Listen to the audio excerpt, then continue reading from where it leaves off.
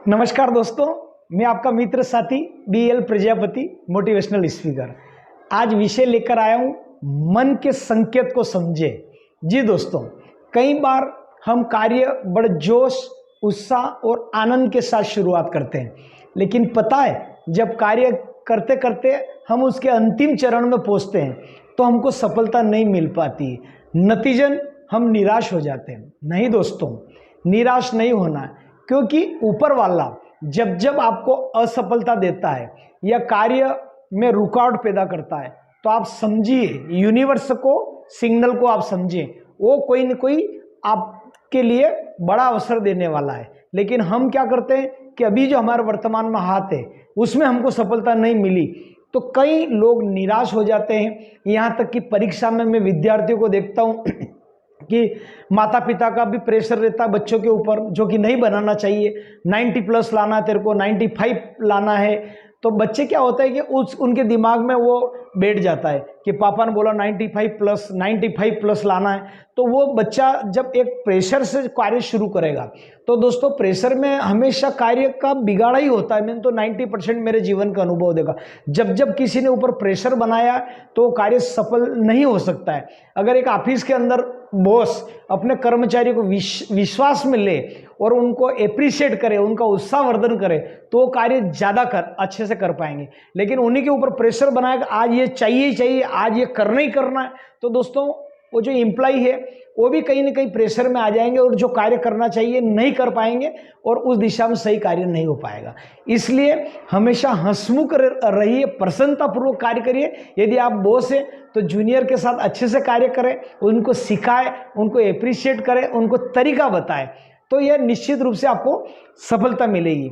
तो दोस्तों, मैं बात कर रहा था कि अपने को कार्य में जब असफलता मिले तब हमें क्या करना चाहिए। कई बार हम देखते हैं कि कार्य तो हमने तन मन लगा के किया लेकिन फिर भी असफलता हाथ लगी। तो आप मान के चलिए कि हर एक असफलता सफलता की पहली सीढ़ी है दोस्तों आपके लिए। मैं आपको खुद में बताऊं दोस्तों कि मैंने भारतीय जीवन बीमा निगम की, ताराखेड़ी का मैं रहने वाला हूं। मैं कितने वीडियो में आपको ये बता चुका हूं। रतलाम जिले का आखिरी गांव है। भारतीय जीवन बीमा निगम की मैंने 3 बार एग्जाम दी और तीनों बार मैं असफल हुआ। IRDA द्वारा एग्जाम होती है, लाइफ इंश्योरेंस सेक्टर या जनरल इंश्योरेंस या मेडिक्लेम काई में भी अगर आप जाना चाहते हैं तो आपको एक IRDA, insurance regulatory development authority, तो इसका आपको एग्जाम देना पड़ता है और ये परीक्षा पास करना पड़ती है। तब आप मार्केट के अंदर इंश्योरेंस एडवाइजर कहलाते हैं, है ना, एक अभिकर्ता कहलाते हैं। और आप मतलब जो है बिजनेस के आपको लाइसेंस का विधिवत आपको मान्यता मिलती है। तो दोस्तों, मैंने भारतीय जीवन बीमा निगम का नाम सुना था और 2000 के पहले मार्केट में प्राइवेट सेक्टर की एंट्री भी नहीं हुई थी। लाइफ इंश्योरेंस का एक तरफा दबदबा था भारतीय जीवन बीमा निगम का। तो दोस्तों, मैंने एग्जाम दी, मैं पहली बार फेल हुआ, फिर मैंने महीना 1.5 महीने का गैप के बाद दूसरी बार फिर एग्जाम बैठा, पुनः असफल हुआ। फिर मैं तीसरी बार बैठा तो पुनः असफल हुआ। अब मेरा प्रश्न आपसे है कि क्या मुझे लाइफ इंश्योरेंस सेक्टर में जाना चाहिए? आपका जवाब रहेगा 90% के सर नहीं जाना चाहिए, आपको फील्ड बदल लेना चाहिए। पर दोस्तों, मैं इंश्योरेंस में इन्वेस्टमेंट बचत के मार्केट से ही जुड़ा हुआ था।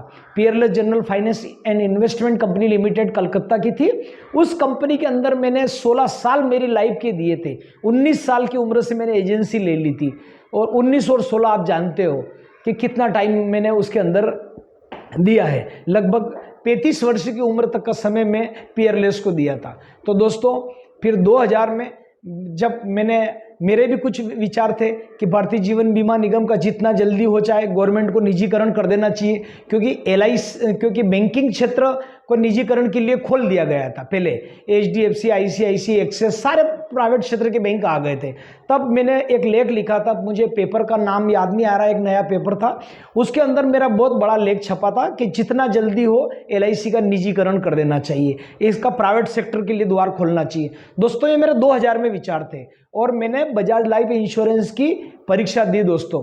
तो आप विश्वास न मानेंगे, मेरे खुशी का ठिकाना न रहा दोस्तों। 18 अगस्त मैंने 2005 के अंदर में पहली बार बजाज लाइफ इंश्योरेंस का एग्जाम दिया और प्रथम बार में मैं सफल हो गया दोस्तों।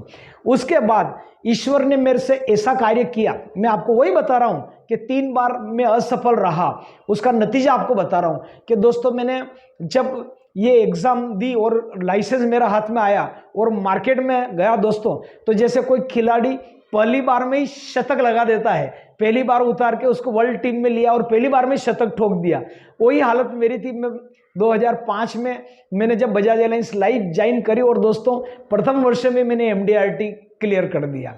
तो दोस्तों मैं 2006 के अंदर इस्तांबुल के मेरे को यात्रा मिली और दोस्तों मैं पहली बार मतलब जो है मैं फ्लाइट में बैठा और मैं जाके आया, तो मेरी खुशी का ठिकाना न रहा दोस्तों। एक किसान का बेटा और मुझे यात्रा मिली फॉरेन की, तो मैं जाके आया। फिर उसके बाद मेरे को अच्छा लगा कि ये इंटरनेशनल क्लब होता है MDRT, millennium dollar round table, और ये प्राइवेट कंपनियां देती है, लाइफ LIC में भी देते हैं, लेकिन शायद उनका टर्म्स कंडीशन अलग है। लेकिन इसके अंदर जो कोटा था वो लगभग उस समय मुझे 29 लाख रुपए करना था, वो मैंने किया। फिर दोस्तों 4-5 साल का गैप गया, फिर मैंने 2011 में पुनः MDRT करी, 2012 में मुझे पुनः यात्रा मिल गई, फिर मैं मलेशिया जाके आया। उसके बाद दोस्तों फिर मेरे को लगा कि यार इस कार्य को करना चाहिए। फिर कोरोना में ये इंटरनेशनल क्लब का मेरे अंदर थी कि मैं इंश्योरेंस के अंदर सामान्य कार्य नहीं करूंगा दोस्तों, ये तो मेरा था, क्योंकि काम तो बहुत करते हैं रतलाम के अंदर। लगभग अगर मैं बात करूं कि सभी भारतीय जीवन बीमा निगम, बजाज, HDFC, ICICI मिला के बात करूं तो लगभग 2,500 एजेंट है, और यहाँ से चुनिंदा 2 या 3 एजेंट एवरी ईयर MDRT करते हैं पूरे रतलाम में। 3 या 4, 3-2, 3-2, 1, 3-2, 1, यही रेशियो चलता है रतलाम का। मैंने अधिकतर देखा सारी कंपनियां मिला के 3 MDRT बहुत बड़ी बात है। लेकिन अभी वर्तमान समय में बजाज लाइफ इंश्योरेंस से हर साल 2 MDRT, 3 MDRT, 2 MDRT हर साल निकल रहे हैं, और आने वाले समय में प्राइवेट कंपनियों को तो और ज़्यादा निकलेंगे। तो दोस्तों रिटर्न भी ज़्यादा है, क्योंकि प्राइवेट लाइफ इंश्योरेंस कंपनियों की अधिकतर पॉलिसियाँ प्रिंटेड रकम वाली आ गई। यानी कि जैसे एक एग्जांपल के लिए आप 2-2 लाख रुपए अगर आपने 7 साल भरे तो 14 साल में आपको मतलब जो है 14 लाख के 28 लाख मिलेंगे 15 साल में। मतलब 2-2 लाख 7 साल भरे, 8 साल हमने आपको होल्ड किया, यानी कि 8 साल वेट किया, 15 साल में आपका पैसा डबल, और वो प्रिंट करके दे रहे हैं। दूसरी बात है रिस्क कवर 10 टाइम देते हैं जितना आपने निवेश किया। जैसे आपने 2 लाख जमा किया तो आपकी पॉलिसी पहले दिन ही इश्यू हुई, तो पहले दिन से आपकी रिस्क कवर 20 लाख की है। दूसरे दिन इश्यू हुई तो जो भी IRDA का नियम है उसके अनुसार अंडरराइटर कमी बेसी करके 1 या 2 दिन में प्राइवेट लाइफ इंश्योरेंस कंपनियों की पॉलिसियां इश्यू हो जाती है, टर्म प्लान को छोड़ के। टर्म प्लान में थोड़ा सा टाइम लगता है, 2-4-5 दिन, जो भी रिक्वायरमेंट है वो पूरी हुई कि वही हो जाती है। यदि आपकी अच्छी प्रोफाइल है तो टर्म प्लान भी उसके गाइडलाइन के अनुसार ज़्यादा टाइम नहीं लगता प्राइवेट कंपनियों का इश्यू होने में। तो दोस्तों ये भगवान मेरे से बड़ा काम करवा रहा था, तो मैंने 4 विदेश यात्राएं दोस्तों कर ली है। मैं 2006 में कहाँ जाके आया आपको बताया मैंने, इस्तांबुल, मलेशिया, उसके बाद में फिर दुबई गया जनवरी 2000 में, 2023 में जाके आया। उसके बाद फिर मैं जून में सिंगापुर की यात्रा करके आया। जनवरी में कहाँ गया मैं, दुबई, उसके बाद सिंगापुर, उसके बाद अभी फिर वापस जो है अबू धाबी का प्रोग्राम है। तो देखो ये तो आता ही रहता है। उसके बाद फिर वापस मलेशिया या मतलब जो है क्या बोलते हैं बाकू वगैरह इस टाइप के कंट्री है, बदल के कंपनी देती रहती है। हर साल में 2 विदेश यात्राएं हमारी हो रही। अगर मैं भारतीय जीवन निगम में पास हो जाता एक ही बार में, तो हो सकता था मेरा बड़ा कार्य नहीं हो। और दोस्तों ये मेरी पुस्तक के अंदर भी मैंने इस बात का उल्लेख किया है। ये जो मैं आपको वीडियो बता रहा हूँ दोस्तों, मैंने एक पुस्तक लिखी है आपके आशीर्वाद से, जो इस नवरात्रि तक आपके हाथ में आ जाएगी। एक वीडियो पुनः उस पुस्तक के बारे में ही बनाऊंगा। खाली आपको आज हेडिंग बता रहा हूँ उस पुस्तक का, सफलता आसान है। दोस्तों अभी नवरात्रि में आप सबके हाथ में आ जाएगी। पहले आओ पहले पाओ, 1000 प्रतियां मैंने उसके प्रिंट करवाई है दोस्तों। सफलता आसान है। जो हमारे जितने भी यंगस्टर्स हैं या स्टूडेंट है या जो हमारे ओल्ड पर्सन माता पिता जैसे उम्र के भाई बहन जो भी, सभी के लिए उसके अंदर लगभग 44 चैप्टर है और हर एक चैप्टर आत्मविश्वास से भरा हुआ है। नई दिशा देगा, आपको रोजगार भी देगा। तो दोस्तों पुस्तक बहुत अच्छी है, सफलता आसान है। उसके बारे में मैं आपको और जिक्र करूंगा। जैसे प्रिंट होगी तो एक दिन मैं आपको वीडियो पे उस पुस्तक को लेकर आऊँगा। पहले आओ पहले पाओ। अभी 1000 प्रतियों का ही दोस्तों मैंने ऑर्डर दिया है और उसमें से लगभग 251 प्रति बुक हो चुकी है मेरी। तो दोस्तों आइए आप वीडियो को आगे बढ़ाते हैं। तो कभी कभी अपन जहां असफल होते हैं या अगर मान लिया जाए कहीं रुक जा रहे हैं तो आप रुक जाइए और ध्यान करिए घर पे कि मुझे क्यों असफलता मिली। ईश्वर आपको कोई बड़ा कार्य करेगा और बहुत बड़ा कार्य कराऊंगा। आप में जितनी ताकत है उससे कई गुना ज़्यादा ईश्वर आपको आगे लेना चाहता है। तो हर असफलता सफलता की दोस्तों पहली सीढ़ी है, समझिए। असफलता का मतलब ये नहीं हुआ है कि आप हार मान ले, निराश मान ले, बल्कि नई शक्ति के साथ आपको उभरना है। दोस्तों आज के लिए इतना ही। मेरा वीडियो अच्छा लगा हो तो इसको आगे शेयर करिए। दोस्तों मेरा YouTube link BL Prajapati motivational speaker, इसको लाइक करें, सब्सक्राइब करें, शेयर करें।